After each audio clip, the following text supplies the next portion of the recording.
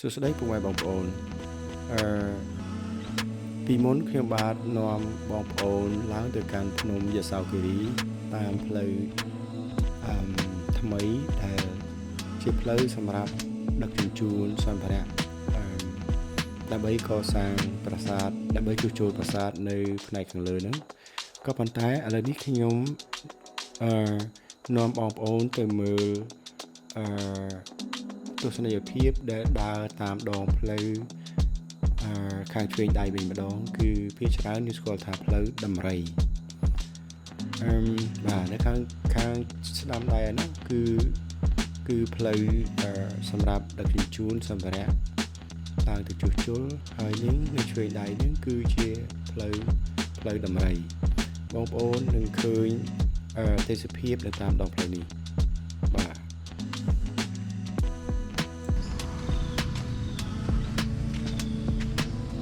ការដាក់សម្រាប់នេះគឺ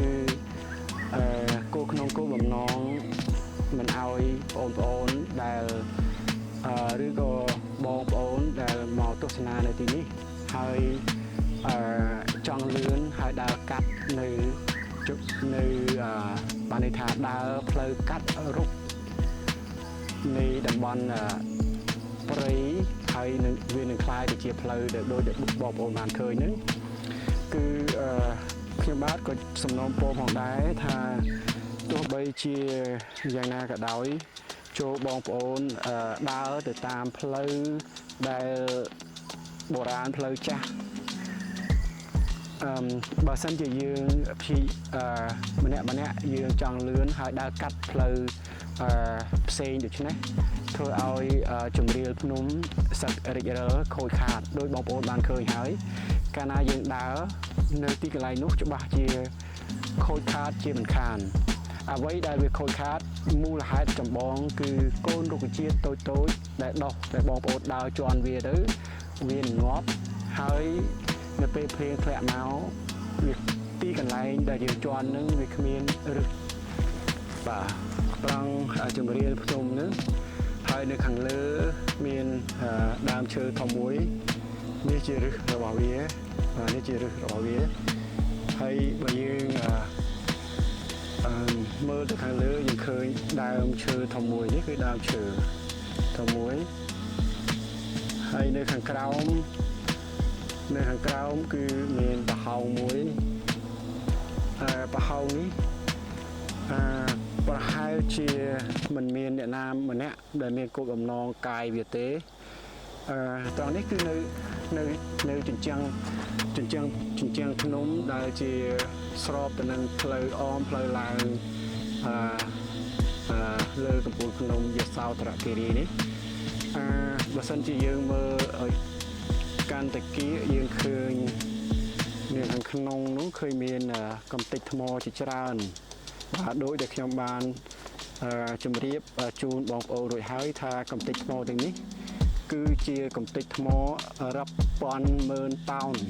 ដែលជាងដែលបានកសាងប្រាសាទនៅលើកំពូលភ្នំបាខែងនឹងបានកាត់ថ្មនៅខាងលើនឹងដើម្បីធ្វើជាគ្រឹះនៃប្រាសាទ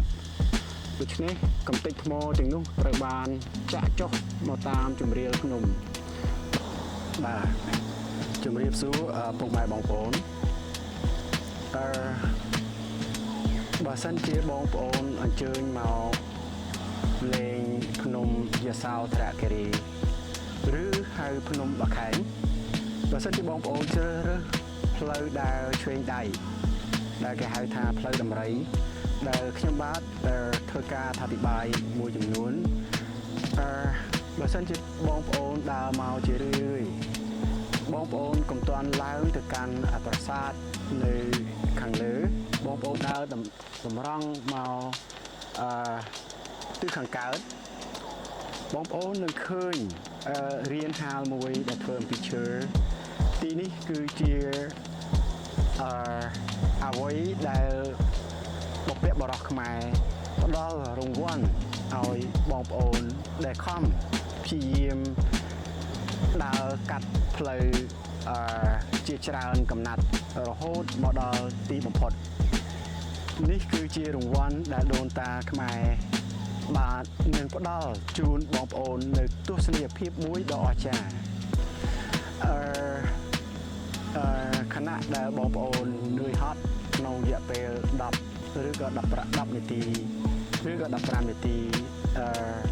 ដូច្នេះទស្សនីយភាពទាំងនេះនឹងបន្ធូរបន្ថយការហត់នឿយរបស់បងប្អូន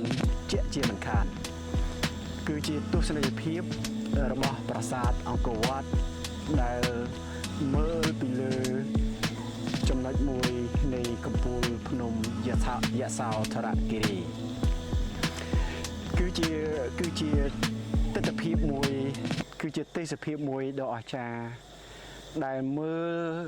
មិនចំណាយសោះឡើយមើលខ្ញុំក៏ប៉ុន្តែអារម្មណ៍របស់បងប្អូនយ៉ាងខុសគ្នាយ៉ាងម៉េចមិនដឹងទេក៏ប៉ុន្តែបងប្អូនសាកល្បងមកកាន់ទីនេះហើយមកឈរត្រង់ចំណុចនេះដើម្បីមើលប្រាសាទអង្គរវត្តពីចំណុចមួយនៅលើភ្នំបាខែងនេះតើបងប្អូននឹងគិតថានឹងមានអារម្មណ៍ដូចខ្ញុំឬក៏ប្រជាជនមួយចំនួនដែរឬទេគឺ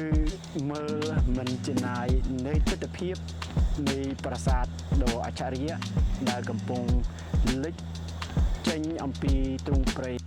បាទឥឡូវនេះយើងធ្វើដំណើរបន្តទៅទៀតទៅកាន់កំពូលនៃយសោគិរីបន្តិចទៀតយើងនឹងទៅដល់កំពូលនៃភ្នំយសោគិរីនេះឥឡូវនេះយើងចាប់ផ្ដើមឃើញកំពូលនៃប្រាសាទដែលស្ថិតនៅលើកំពូលភ្នំនេះបន្តិចម្ដងហើយបាទទីនោះហើយគឺជាកំពូលនៃប្រាសាទភ្នំបាខែងត្រង់ចំណុចនេះគឺជាកំពែងនៃប្រាសាទនៅទិសអាគ្នេយ៍គឺទិសខាងកើតជាងខាងត្បូងបាទឥឡូវនេះខ្ញុំនាំបងប្អូនដើរទៅកាន់រៀនហាលនៅខាងមុខនៃប្រាសាទភ្នំបាខែងផ្លូវដែលខ្ញុំបាទកំពុងតែដើរហ្នឹងគឺមិនមែនរាបស្មើដូច្នេះទេកាលពីអតីតកាលគឺទីនេះគឺជាកំពូលភ្នំដែលពិតជាមិនមានផ្ទៃរាបស្មើដូច្នេះទេដូច្នេះអ្វីដែលបងប្អូនឃើញថ្ងៃនេះគឺកាលពី1000ឆ្នាំស្ថាបត្យករខ្មែរបានកាត់កំពូលភ្នំនេះឲ្យរាបស្មើដើម្បីសាងសង់